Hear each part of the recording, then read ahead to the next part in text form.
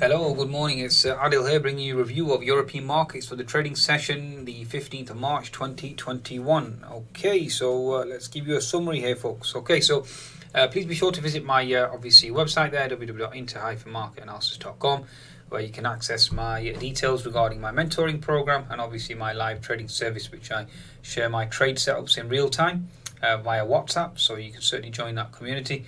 Just email me. You can find my email on my website if you want to be part of that, which I do offer a 1 month free obviously trial service regarding that to see if it helps your day trading activity there. In terms of my mentoring program, details are on my site as well. Those that want to learn into market analysis, if you are interested in applying this methodology for day trading and also swing trading as well. Again, the two books I always recommend is Mr. Murphy's and also Anna Cooling's work as well. And you can find details of that on my website. Okay, so let's get cracking then. Okay, in terms of markets this week, basically it's a ECB QE phenomenon. Okay, given the fact that the German DAX, let's just bring up this chart for you on the weekly. Phenomenal move. Okay, absolutely phenomenal. Obviously, they were front running the ECB QE PEP program. Obviously, ECB have stated, although they have attempted to retract some of those statements now over the weekend, but nevertheless, ECB certainly surprised on the upside. And as Kathy Lean certainly pointed out here as well, quite an interesting article for those that want to read. Okay, let's just bring it over here, bear with me. Okay, so let's have a look here.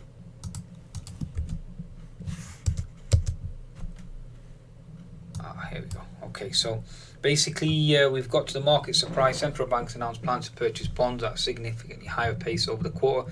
The decision was motivated by the recent rise in yields and concern that headline inflation likely to increase in the coming months. According to Central Bank, Ms. Lagarde, today's move obviously widens their stance in the Federal Reserve, who does not see the increase in bond yields and inflation as a problem. So obviously there's a stark contrast there. So you've got the US or Fed basically not concerned with regards to rising yields, and that's obviously causing the dollar to push higher, and the euro obviously remains weaker on that basis.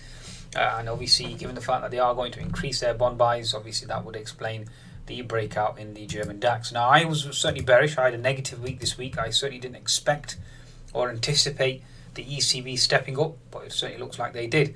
Now, given the fact that you've had COVID, obviously resurgence, Italy now back into lockdown, France certainly concerned, Germany's obviously talking about third wave. Also, Miss Merkel certainly losing her potency as well, political instability there in Germany.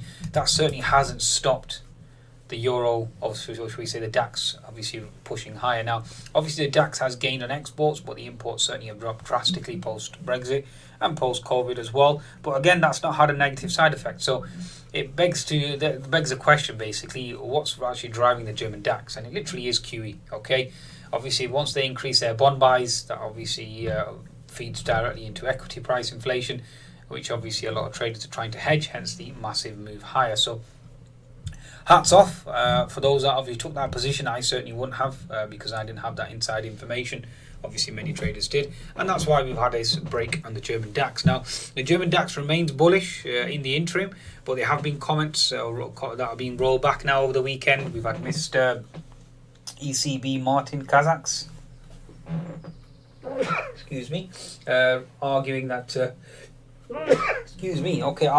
obviously bond buying is temporary and therefore less support certainly would ensue, obviously, if they achieve the desired objective. And again, talking back in terms of yield gains won't spur bond buys. So that certainly will be a negative outcome going into next week. 750 billion, the recovery fund as well, there's concerns and bickering regarding that, given the fact that the EU has failed in terms of their vaccine initiative so far, and that's what's causing the backlash in Germany and obviously the argument against Merkel. So that will be very interesting. Now, FTSE on the contrary certainly has benefited with the vaccine push, given the fact that 40% of the UK adult population now apparently has been vaccinated, and that is perceived as being bullish. But let's see. There have been reports, so there is talk regarding the mutations, and obviously there are reports regarding the vaccine, or the new vaccine certainly being successful against these variants. But again, we need to see these numbers drop, and that's what we need to focus on going forward.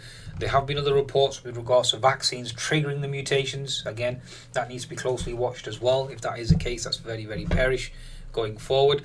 My perspective has always been that one needs to have a healthy mind, healthy body in order to keep a strong immune system.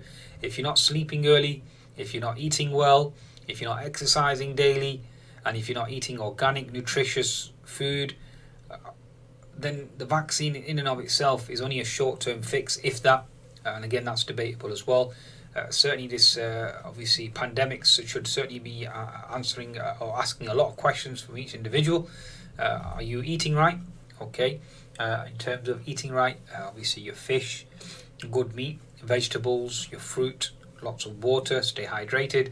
Are you exercising well?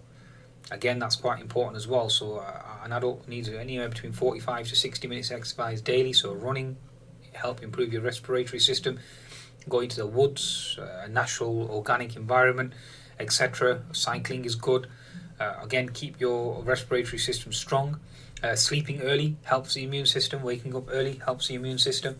And these are all factors that one needs to consider. Less technology, again, helps the immune system. That's something that you need to certainly take into account. So obviously your circadian rhythms, obviously acclimatizing to them as well. These are all important factors that help and strengthen your immune system.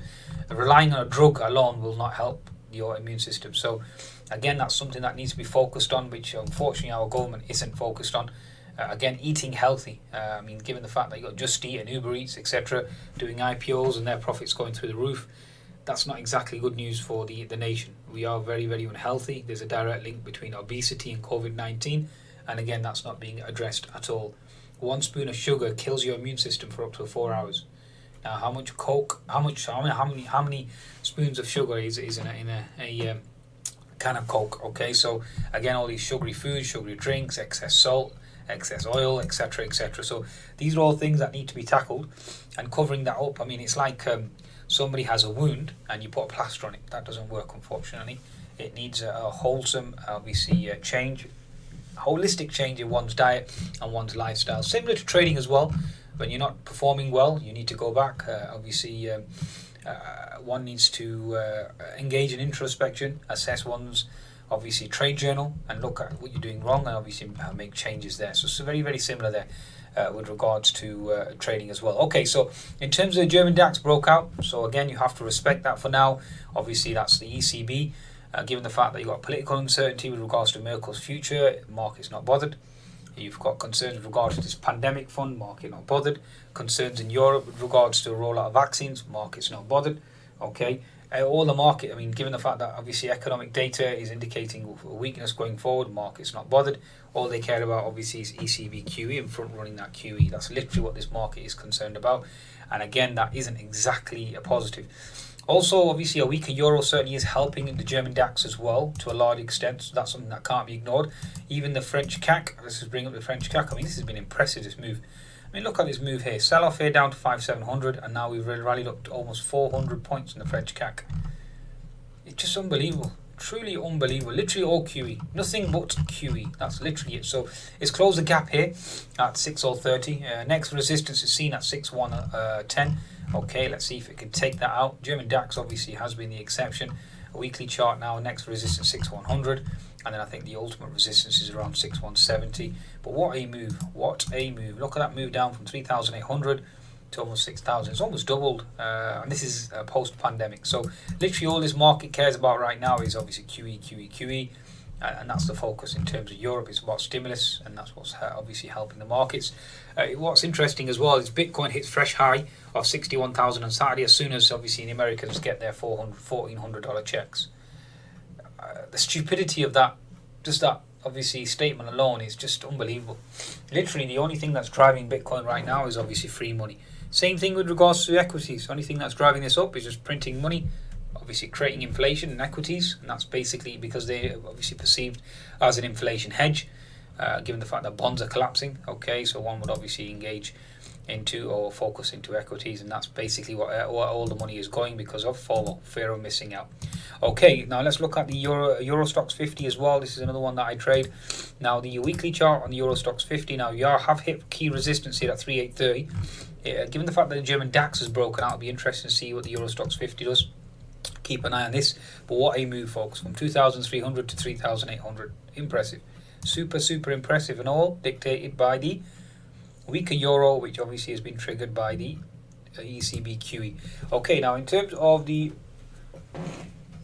these are the French obviously bonds you're all familiar with. Okay, so again, ever since we hit support, we've pushed higher on the back of ECB bond buying. In terms of the bonds as well, let's give you an insight here. Again, ever since it hit support, again, that's helped obviously the European equities to a large extent. In terms of Euro USD, quickly give you an insight here as well in terms of Euro dollar.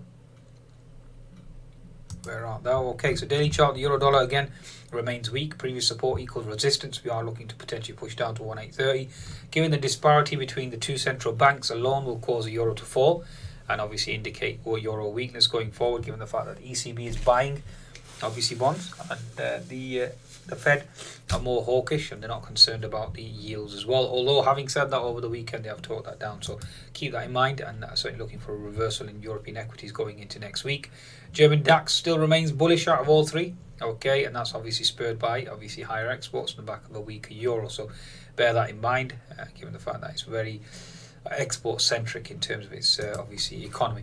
Okay, FTSE 100 now. Again, vaccination euphoria certainly seems to be dictating here in terms of the FTSE 100. Now we've got resistance at 6,800. If you break that, you are looking at 6,900 next, so it'll be interesting to see what happens here. Now you do have a potential H&S formation. Now H&S formations generally work good at the top market tops. This isn't exactly a market top at present, but nevertheless the pattern is there. Okay, the fib 75% resistance is around the 6780, 6800, so let's see if we can break above that next week. That'll be interesting to observe. The 60-minute chart on the FTSE, again, resistance is seen at around this zone at 6760. Next resistance is 6790, and then obviously I've already indicated 6900 as well in terms of resistance. The 10-minute chart, give you a quick insight here. We did have support in this region here, given the fact that we had stronger GDP numbers as well. Again, the concern regarding weaker growth was negated to a large extent. We've broken above the key resistance 6745, which is quite impressive. Tested 6766. Next one is 6780 on the 10-minute chart. I'm interested to see if we can crack or break through that going into next week. Focus still remains on China. China certainly was very weak last week, so bear that in mind. A weakness seen in tech, weakness seen in obviously equities, given the fact that they've got bubbles there in terms of financial liquidity, which we all know by the ECB, etc. So it looks like the QE party continues, but that can certainly come crashing to obviously very, very quickly. Let's put it that way. Okay, so again, FTSE 100 are all eyes on the key resistance at 6800, and the next resistance is seen at 688 and 6900. If you do break above that one, we are testing 7000 again, which will be very, very interesting in terms of the weekly chart. Obviously, that is your key resistance double top at 6880.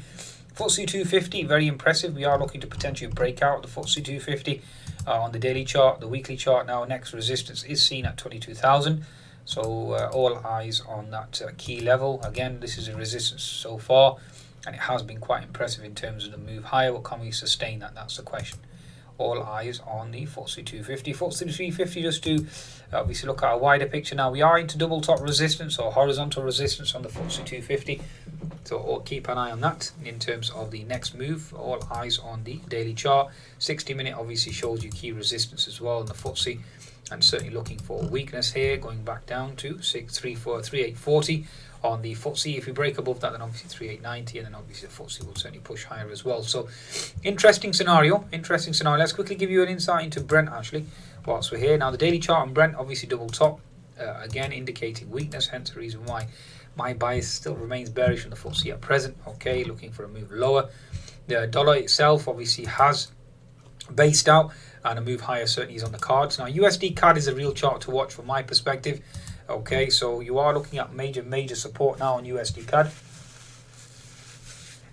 and that generally indicates a potential rally in the dollar versus the Canadian dollar, and obviously Canadian dollar falling lower. Given the fact that obviously oil is into resistance, one would expect the Canadian dollar to fall, and therefore the USD CAD certainly starts to rise, given the fact that the Fed isn't concerned regarding the yield control for now and remains hawkish or tilted towards the hawkish side. Nasdaq remains weak, obviously sensitive to the yields, so keep an eye on that. Although it has obviously, given the fact that Bitcoin is broken out above that key 60,000 level, it'll be interesting to see how the Nasdaq trades going into next week. Now Kiwi still remains relatively weak, and again the relationship between the FTSE in terms of Aussie and Kiwi I'm going to leave that for now. I think I've covered quite a lot of areas here in terms of European markets. So really, just to sum up, German DAX is the strongest link. Obviously, that's linked to the fact that you got QE bond buying and obviously lots of stimulus slushing around. Obviously, a weaker euro is helping German exports, so bear that in mind. A retest of 14,100, then you are looking at a further bullish momentum. Or alternatively, the whole party could end up, we can go down and close these gaps at 13,900, 13,800 and 13,600. Now, this rally really is built on sand. That's my interpretation. But even like I said, you can't fight central banks, and central banks certainly seem to be winning at present. So again, keep observing and watch out for the French CAC. Obviously, the resistance there on the weekly chart. See if it breaks through there in the back of QE. It'll be very interesting to see if we can sustain that move higher. But it has been one hell of a move. The S&P certainly has stalled though, so just bear that in mind. Now, with the S&P stalling at the double top daily chart, it'll be interesting to see how the European equities obviously continue. Now, obviously, if the S&P breaks higher, with the Nasdaq breaking higher and the back of Bitcoin breaking higher, that'll be interesting. Okay, so there's a lot of obviously intermarket relationships there. You've got oil at double top, gold potentially forming a base, dollar obviously remains bullish. So there's a lot of conflicting variables going on here. This week, obviously, I was very, very wrong in terms of the markets and the actual ECB. I certainly didn't expect the ECB to come out as dovish as they did. So that certainly is certainly was obviously misinterpreted by me. So I'm happy to state that I was wrong this week. Nothing wrong with that. It's all part of trading, folks. You have to live and you have to learn, and you obviously improve. Now, obviously, going into next week, my focus will be more on the euro, more on obviously ECB bond buying. So again, it'll be interesting to see how that scenario plays out. Do we continue to rip higher on the German DAX on the back of a weaker euro? Very hard to certainly see that, but nevertheless, markets are always right, and we are always proven wrong. Wish you the best for a trading week ahead. Goodbye now.